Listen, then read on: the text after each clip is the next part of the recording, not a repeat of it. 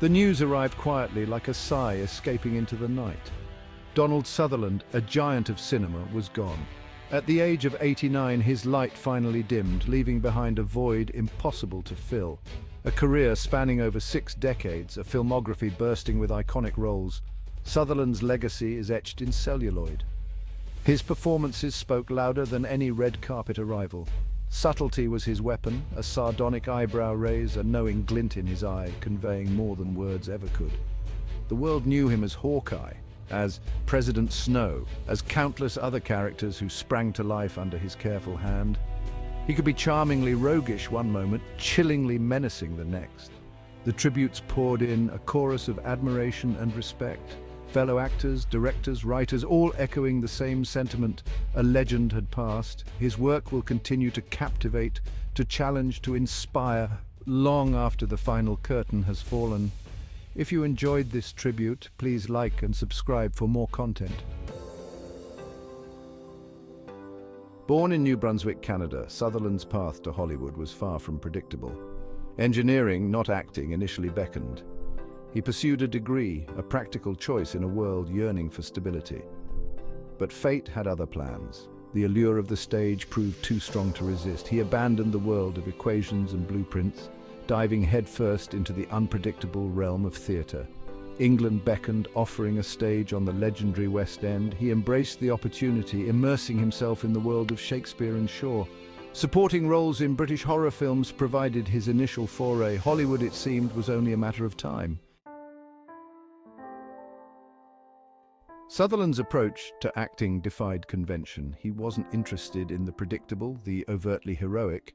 He gravitated towards characters with an edge, a darkness lurking beneath the surface. His performances were rarely showy, never begging for attention. He understood the power of restraint, of allowing the audience to come to him. A flicker of the eye, a sardonic twist of the lips. These were his weapons, deployed with laser-like precision.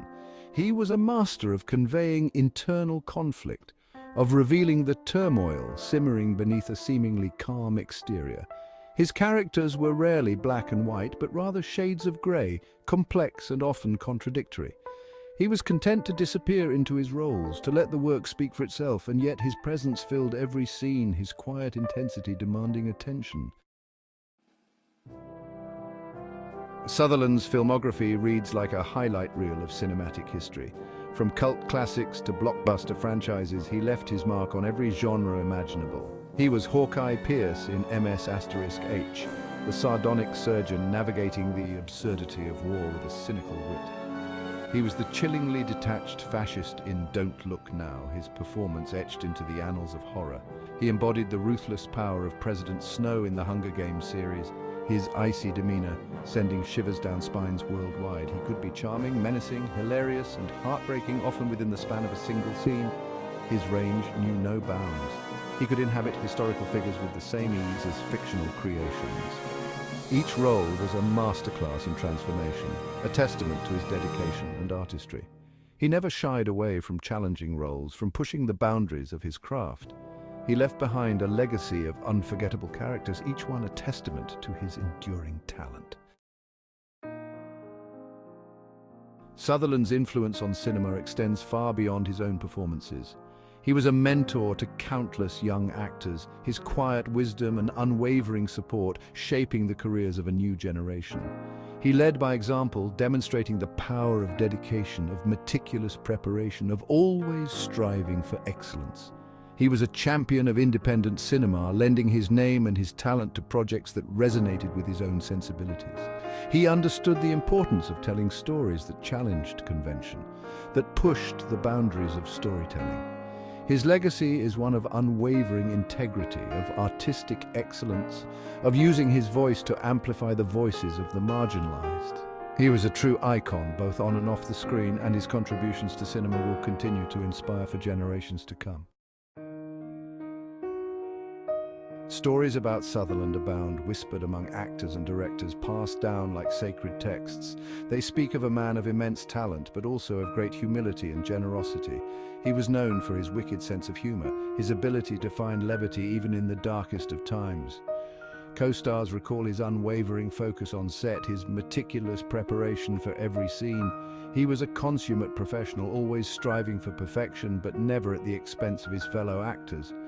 He treated everyone with respect, from the biggest star to the humblest crew member. Working with Donald was like attending a masterclass in acting, one young actress remarked. He had this aura about him, this quiet intensity that drew you in. He made you want to be better, to rise to his level. These anecdotes paint a picture of a man who was not only a brilliant actor, but also a kind and generous soul. Donald Sutherland's passing marks the end of an era.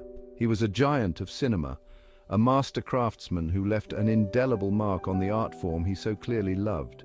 He was a chameleon, disappearing into roles with effortless grace, his performances etched in our collective memory. He never craved the limelight, never sought the adoration of the masses. He was content to let his work speak for itself, and speak it did, with eloquence and power. He was a master of subtlety, of conveying volumes with a single glance, a wry smile. His legacy is one of quiet brilliance, of unwavering integrity, of a career defined by risk-taking and artistic exploration. So let us raise a glass to Donald Sutherland, the master of subtlety, the giant of the screen. He may be gone, but his legacy, like the flickering images on a silver screen, will live on forever.